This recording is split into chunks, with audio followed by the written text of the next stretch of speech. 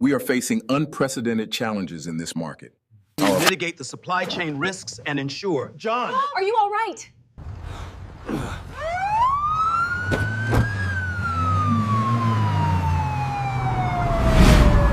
And then I told him, Dad, you can't wear that outfit to the wedding.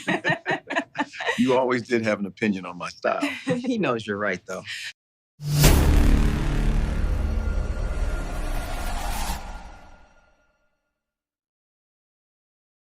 A man worth $847 million lay dying in a hospital bed surrounded by his family. And what happened next destroyed everything he had built.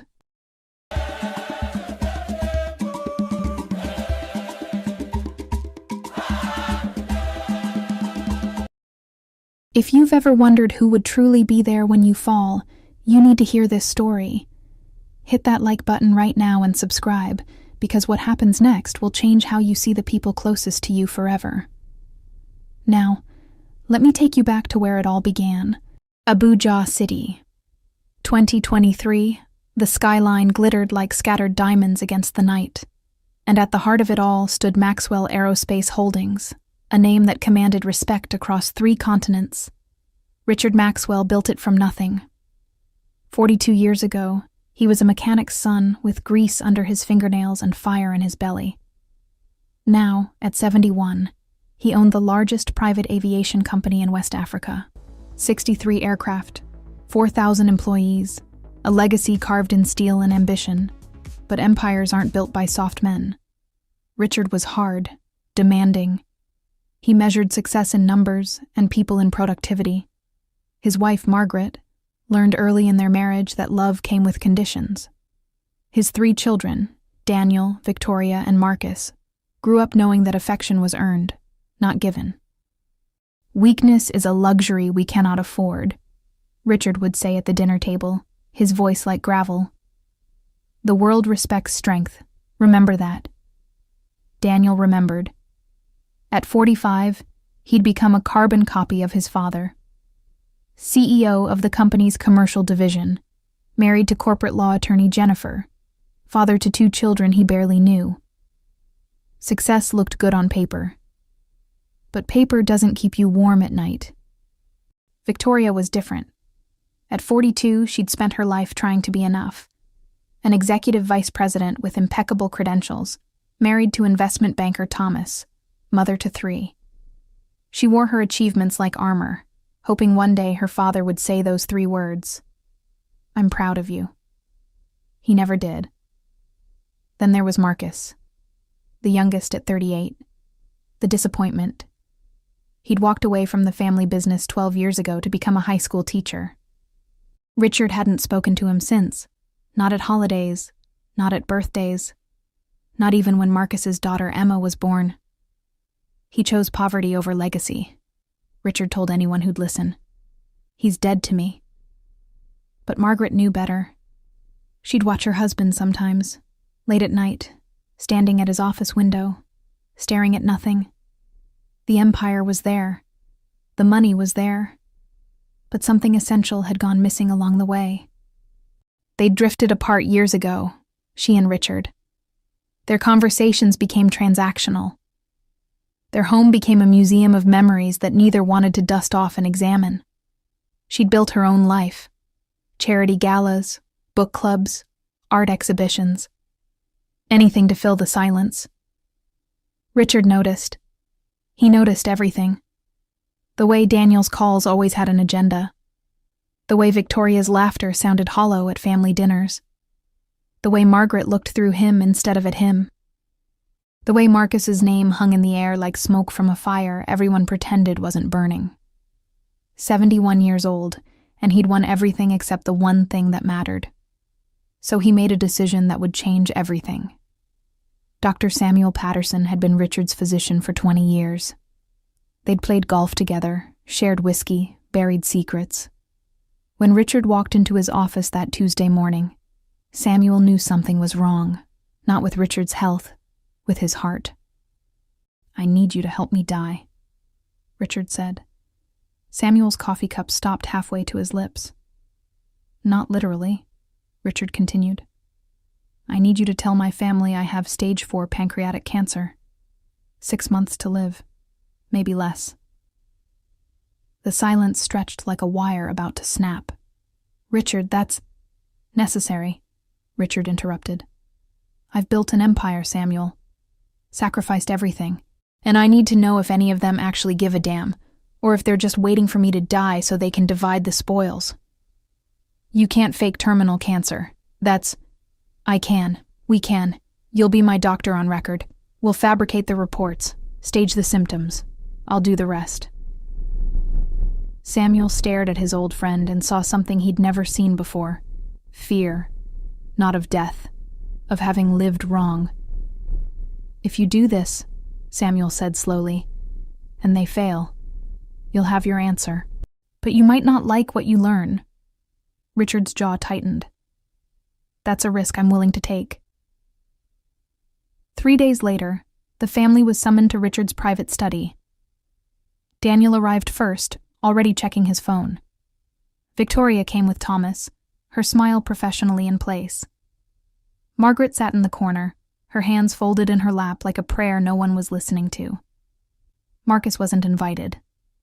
Richard sat behind his mahogany desk, and for the first time in decades he looked small. I have cancer, he said. No preamble, no softness. Pancreatic. Stage 4. Dr. Patterson says I have 6 months, maybe less. The room forgot how to breathe. Jennifer gasped. Thomas went pale. Victoria's mask finally cracked, showing something raw underneath. Margaret closed her eyes. Daniel spoke first. What's the treatment plan? Not, how are you feeling? Not, I'm so sorry. What's the treatment plan? Richard watched his son's face and saw himself. The calculation's already spinning behind those eyes. There isn't one, Richard lied. It's too far gone. I'm refusing chemotherapy. No point in prolonging the inevitable. But Dad, Victoria started. I'm telling you this because things will need to change. Daniel, you'll need to prepare for full CEO transition. Victoria, you'll handle the operational continuity. Margaret, he looked at his wife. You'll manage the estate planning with our attorneys. Business. Even dying. It was always business. What about Marcus? Margaret's voice was quiet but sharp. Richard's face became stone. What about him? He's your son, Richard. He deserves to know. He made his choice. I've made mine. The meeting ended 15 minutes later. Handshakes, logistics, timelines. Nobody hugged him. Richard sat alone in his study afterward, the silence pressing against his chest like a weight. And somewhere across the city, in a modest 3-bedroom house in Asokoro, Marcus was helping his daughter Emma with her math homework, completely unaware that his father was supposedly dying. Week 1, Richard played his part perfectly. He stopped coming to the office every day. He lost weight, carefully, gradually. He moved slower, spoke softer. The lion was becoming mortal, and everyone was watching. Daniel stepped into the power vacuum like he'd been rehearsing his whole life. The transition needs to be seamless, he told the executive board. My father built this company on strength, and that's what we'll maintain. But in private, Daniel was calculating something else. Jennifer found him at midnight, surrounded by documents. What are these? She asked. Succession scenarios, Daniel said without looking up. If Dad goes, the company restructures. I need to make sure we're positioned correctly. He's not even gone yet, Daniel. I'm being practical. His voice was cold. That's what he taught me. Jennifer looked at her husband and felt a chill that had nothing to do with the air conditioning. Victoria threw herself into work with manic intensity. 16-hour days, back-to-back meetings, anything to avoid thinking about the fact that her father, the man whose approval she'd chased for 42 years, was slipping away. Thomas found her crying in the bathroom at 2 a.m. Talk to me, he whispered. I have nothing to say to him. Victoria sobbed. 42 years. and I still don't know how to talk to my own father. And now I'm running out of time. So talk to him. Now. While you still can. But she didn't. The fear of rejection, even now, was stronger than the fear of regret. Margaret moved through the house like a ghost haunting her own life.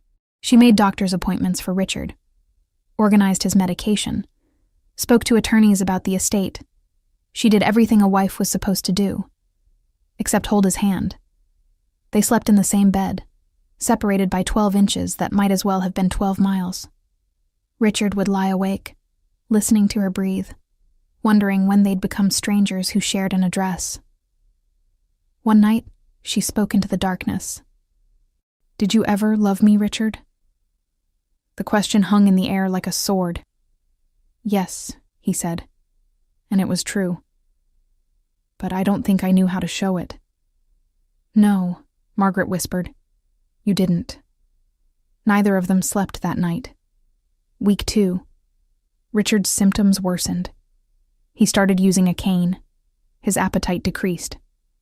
The performance was Oscar-worthy, but the loneliness was real. His children visited, briefly, dutifully. Daniel came to discuss quarterly projections. Victoria brought flowers and talked about operational efficiency. Even his grandchildren came, but they stood at a distance, uncomfortable, as if death might be contagious. Nobody asked how he felt. Nobody asked what he was afraid of. Nobody asked what he needed. One evening, Richard sat in his study, staring at a photograph from 30 years ago. The whole family at Emma's christening. No, wait. Wrong Emma. This was before Marcus's daughter. This was Daniel's daughter, Emma. Different Emma. He couldn't even keep his grandchildren straight. The phone rang. An unknown number. Hello? Dad? Richard's heart stopped. Marcus. How did you get this number? Mom called me. She told me you're sick. Why didn't you tell me yourself? 12 years of silence pressed against the line. Because you walked away, Richard said. No, Dad. You pushed me away. There's a difference. You chose poverty over legacy. I chose meaning over money. That's not the same thing as poverty. Richard felt something crack inside his chest. What do you want, Marcus? A long pause. I want to see you before it's too late, even if you don't want to see me.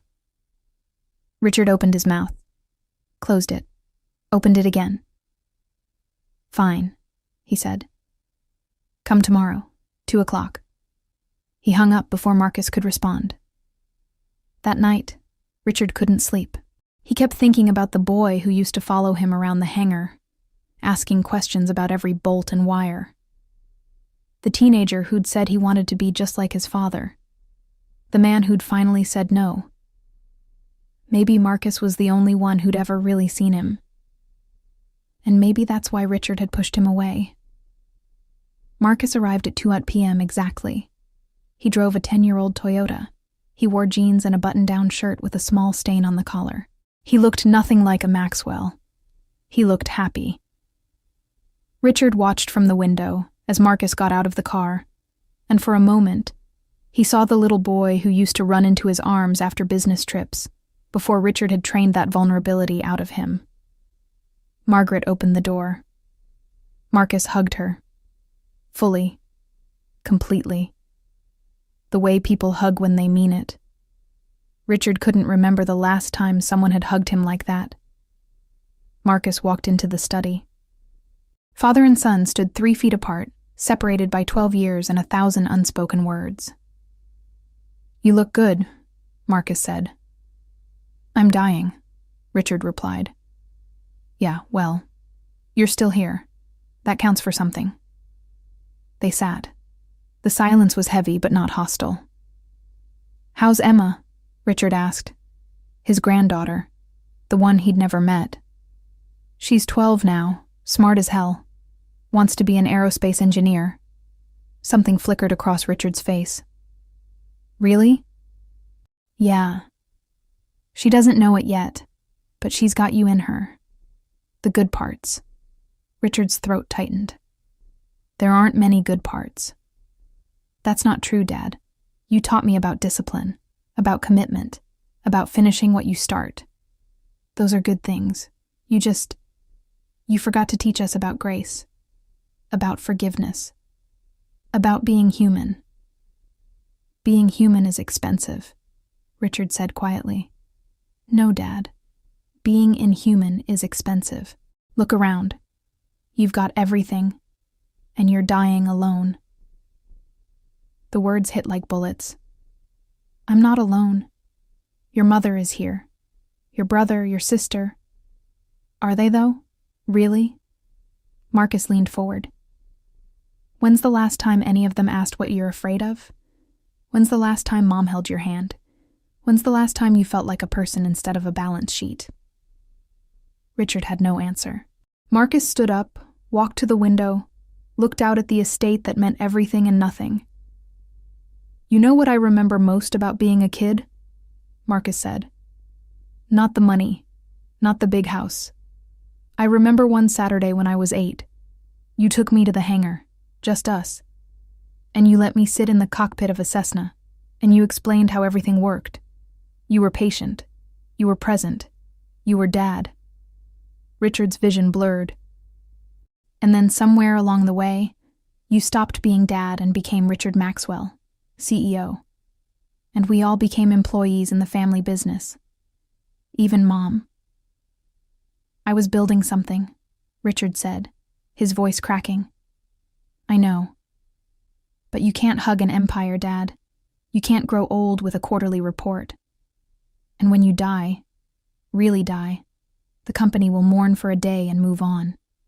But Marcus turned to face his father. We'll carry that emptiness forever. Richard stood up, wavered, caught himself on the desk. Marcus was at his side in an instant, one hand on his father's arm. The touch was electric, real, human. I don't know how to fix this, Richard whispered. You start by being honest. With yourself. With us. With whatever time you have left. Richard looked at his youngest son. The disappointment. The failure. The one who'd walked away. And saw the only person in his life who'd ever had the courage to tell him the truth. I'm scared, Richard said. I'm 71 years old, and I'm terrified that I've wasted my entire life chasing the wrong things. Marcus pulled his father into a hug, and Richard Maxwell, who hadn't cried in 40 years, broke down in his son's arms. That evening changed something. Richard called a family meeting for Sunday. Everyone was required to attend. Daniel came with reluctance. Victoria came with anxiety. Margaret came with hope she was afraid to name. And Marcus, he came with Emma, a bright-eyed 12-year-old who looked at the mansion with wonder and at her grandfather with curiosity. They gathered in the living room, this fractured family, held together by blood and breaking apart by choice. Richard sat in his chair, looking at each of them. I need to tell you something, he began. About why I called you here. Daniel checked his watch. Victoria twisted her wedding ring. Margaret held her breath. I'm not dying, Richard said. The room imploded. What? Victoria gasped. The cancer is fake. I made it up. Dr. Patterson helped me. It was a test. Daniel stood up, his face turning red. A test? You faked terminal cancer as a test? Yes. That's insane. That's cruel. That's necessary, Richard said, because I needed to know who would actually care when I fell. And I got my answer. The silence was nuclear. You wanted to know? Daniel's voice was shaking. Here's your answer, Dad. You taught us that sentiment is weakness, that love is a liability, that the only thing that matters is success. And now you're angry that we learned the lesson? Victoria was crying. I wanted to be there for you. I wanted to talk to you, but I didn't know how. You never taught us how. That's not an excuse, Richard said. No, Margaret interrupted. Her voice was steel. It's not an excuse. It's a consequence. You don't get to complain about the crop when you're the one who planted the seeds. She stood up, and everyone fell silent. For 47 years, Richard, I loved you. I built a life around you. I sacrificed my dreams, my identity, my joy, because you needed a wife who wouldn't compete with your empire. And I did it. I played my role perfectly. Her voice cracked. But you know what the cruelest part is? You never once asked what I needed, what I wanted, what I dreamed about. I became invisible, and you didn't even notice. Margaret, I'm not finished. She wiped her eyes. You faked your death to test us, to see if we loved you. Here's your test result. We don't know how to love you because you never taught us. You never modeled it. You never showed us that we were worth more than our productivity. Daniel sat back down, deflated. Victoria covered her face with her hands. Marcus put his arm around Emma, shielding her from the fallout. Richard looked at his family, really looked, and saw the damage he'd done. You're right, he said quietly. All of you. You're absolutely right. He stood up, his hands shaking. I spent my whole life building an empire because I was afraid that if I wasn't successful, I wasn't valuable. Afraid that if I wasn't strong, I was weak. Afraid that if I let you in, you'd see how broken I really was. His voice broke. So I pushed you away. I turned our relationships into transactions.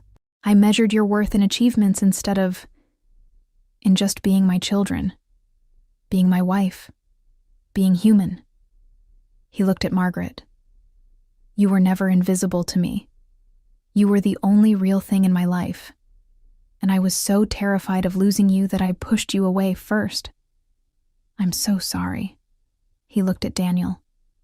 You became me because I taught you that's what success looks like, but I was wrong. Success isn't an empire. It's not a bottom line. It's sitting at a table with people who love you and knowing you deserve to be there. He looked at Victoria. I'm proud of you. I've always been proud of you. I just didn't know how to say it without making it about work. But I'm saying it now. You're enough. You've always been enough. And finally he looked at Marcus. You were the bravest of all of us.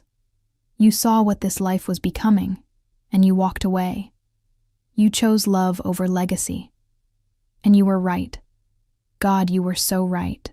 Emma looked up at her grandfather, this stranger who was family, and saw tears running down his face. She walked over, small and fearless, and took his hand. It's okay, Grandpa, she said. You can start over. People do it all the time. Richard looked down at this child who'd inherited his blood but none of his damage, and something inside him finally broke open. You think so? I know so. My dad teaches second chances. That's literally his job. Marcus laughed through his tears. Victoria joined in. Even Daniel cracked a smile. And for the first time in decades, the Maxwell family laughed together. Not at a formal dinner, not at a business function. Just together. It wasn't forgiveness yet, but it was a beginning. The next 3 months were hard. Therapy sessions, difficult conversations, tears and anger and truth-telling that cut deep and clean. Richard learned that you can't heal decades of damage in a few weeks, but you can start. He and Margaret went to couples counseling. They talked about the marriage they'd lost somewhere along the way. They grieved it together. And slowly, carefully, they began to build something new. Not the romance of their 20s. Something quieter. More honest. More real. Daniel stepped back from the CEO role. Hired a therapist. Started having dinner with his kids instead of at the office. It was uncomfortable at first. He'd forgotten how to be a father who wasn't also a CEO. But he was learning. Victoria finally had the conversation with Richard she'd been terrified to have. I need you to see me, she told him. Not as an executive. not as an achievement, just as Victoria, your daughter, who loves you even when you're difficult. Richard held her hand and said the words he should have said decades ago. I see you. And you're magnificent. They cried together, making up for lost time. Marcus brought Emma over every Sunday. Richard taught her about aircraft, about engineering, about business. But he also taught her about grace, about failure, about being human. Your great-grandfather was a mechanic, Richard told her one afternoon. He had dirt under his nails and calloused hands. I spent my whole life trying to be different from him. Turns out he was the wisest man I ever knew. Why? Emma asked. Because he knew that people matter more than prestige. And I forgot. Emma hugged her grandfather. It's okay. You remembered eventually. Richard retired from Maxwell Aerospace, handed the CEO position to an outside hire, ensuring the company's future didn't depend on family dysfunction. He and Margaret started traveling. Not to business conferences, to places they'd always wanted to see but never made time for. They held hands in Paris. They laughed in Tokyo. They remembered why they'd fallen in love in the first place. One evening, the whole family gathered. Not because they had to, but because they wanted to. Daniel brought his wife and kids. Victoria brought Thomas and their 3 children. Marcus brought Emma and his wife Sarah. They sat around the dinner table, talking and laughing and arguing about normal things. Politics, movies, Emma's science project. Richard looked around the table and felt something he'd spent 71 years chasing without ever finding. Peace. What are you thinking? Margaret asked quietly. I'm thinking I almost missed this, Richard said. I almost died, really died, without ever knowing what mattered. But you didn't. She squeezed his hand. You're here now. We're here now. That's what counts. Daniel raised his glass. To second chances. To families who survive themselves, Victoria added. To Dad, Marcus said, for finally becoming who he was always meant to be. They clinked glasses. They ate dinner. They stayed late into the evening, nobody rushing off to the next meeting or the next obligation. Just being together. Just being enough. 6 months after the fake diagnosis, Richard got a real call from Dr. Patterson.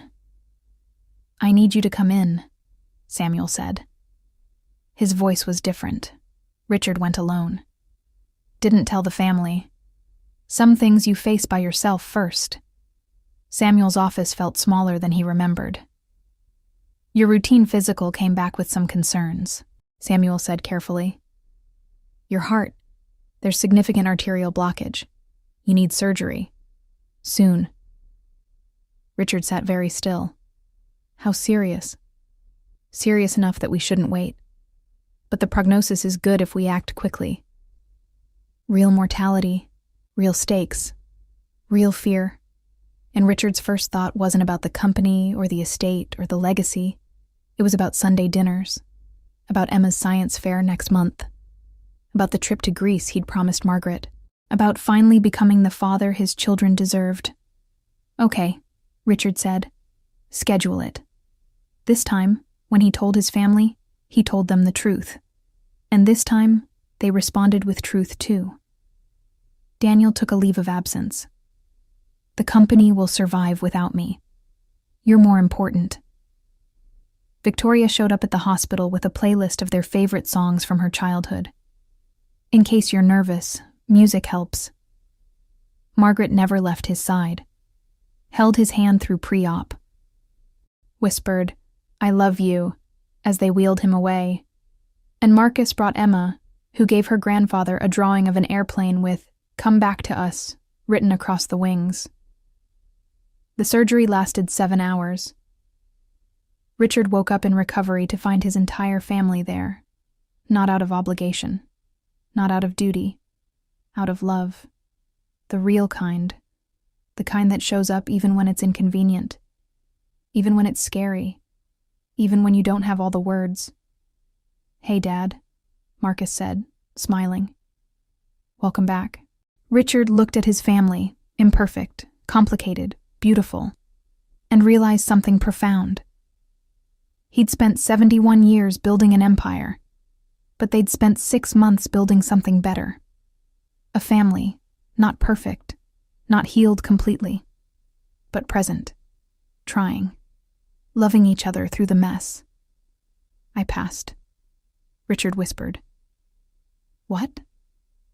Margaret leaned closer. The test. I finally passed the real test.